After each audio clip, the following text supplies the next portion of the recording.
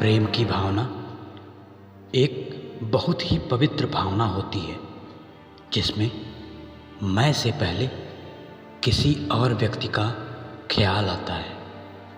यहाँ हम उसे खोने या पाने से ज़्यादा उसकी खुशी और उसके दुख के बारे में सोचते हैं।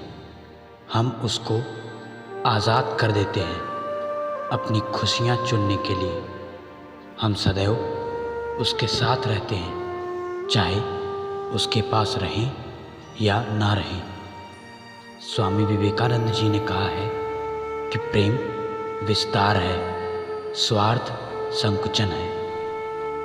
प्रेम इसलिए विस्तार है क्योंकि प्रेम में हमारे अलावा दूसरे भी शामिल होते हैं, जबकि स्वार्थ केवल स्व तक ही सीमित होता है।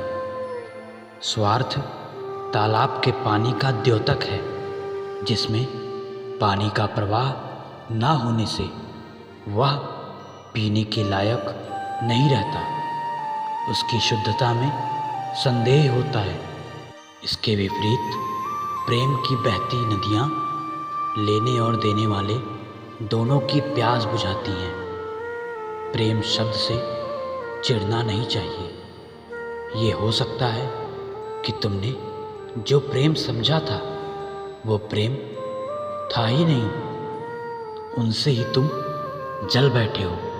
और यह भी मैं जानता हूँ कि दूध का जला छाछ भी फूंक फूंक कर पीने लगता है। तुम्हें प्रेम शब्द सुनकर पीड़ा उठती होगी, चोट लग जाती होगी, तुम्हारे घाव हरे हो जाते होंगे। फिर से तुम्हारी अपनी पुरानी यादें उभर आती होंगी। लेकिन मैं उस प्रेम की बात नहीं कर रहा हूँ। उस प्रेम का तो तुम्हें अभी तक पता ही नहीं है। वह तो कभी असफल होता ही नहीं। उसमें अगर कोई जल जाए तो निखर कर कुंदन बन जाता है, शुद्ध सोना हो जाता है। मैं जिस प्रेम की बात कर रहा हूँ उसमें जलकर कोई जलता नहीं, बल्कि जीवंत हो जाता है, व्यर्थ जल जाता है और सार्थक निखर आता है। प्रेम के बहुत रूप हैं और यह हर रूप में व्यक्ति का कल्याण ही करता है।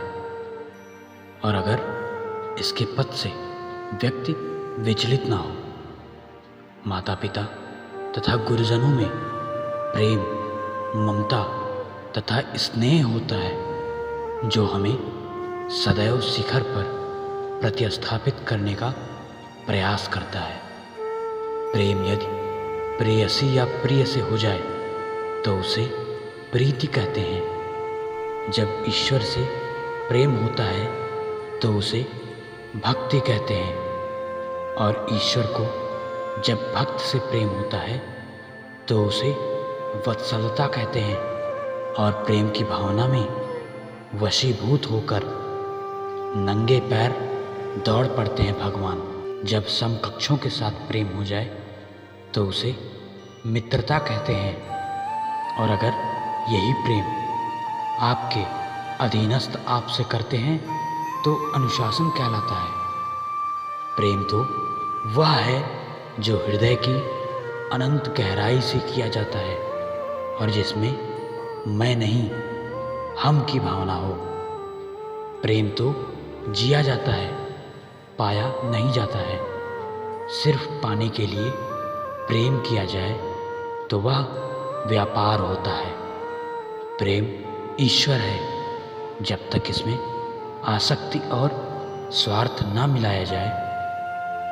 जब इसमें स्वार्थ मिलेगा तब प्रेम नहीं होगा। कभी माँ के रूप में, कभी बहन, तो कभी अर्धांगिनी, तो कभी बेटी के रूप में। प्रेम एक जुड़ाव है, कोई बंधन नहीं है, क्योंकि बांधने के लिए लाजमी है गांठ लगाना। और जहाँ गांठ है वहाँ बंधन तो हो सकता है, परंतु प्रेम नहीं।